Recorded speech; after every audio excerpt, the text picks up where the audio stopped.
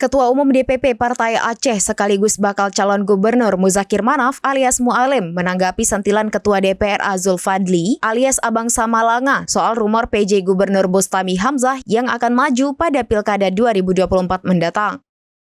Menurutnya, pernyataan Abang Samalanga beberapa waktu lalu bukan soal mewakili PA atau tidak, tetapi ini terkait jalur hukum.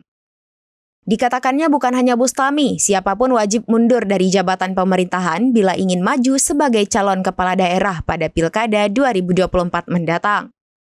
Sementara saat ditanya potensi dirinya maju menggandeng senator asal Aceh, Haji Sudirman alias Haji Uma, di Pilkada Aceh 2024, Ketum DPP PA itu menutup rapat-rapat dengan alasan satu daerah pemilihan.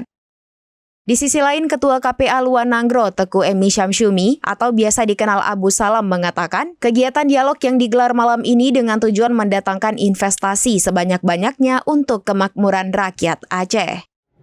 Itu saya rasa tidak ada kena dengan PA. Itu jalur hukum yang dibicarakan oleh Ketua DPR. Sebenarnya sepatutnya ya dia harus mundur, melepaskan semua yang ada di jabatan pemerintah.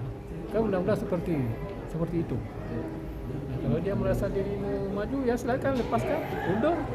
Kan begitu ceritanya. Bukan dia presiden pun begitu kan. Itu undang-undang.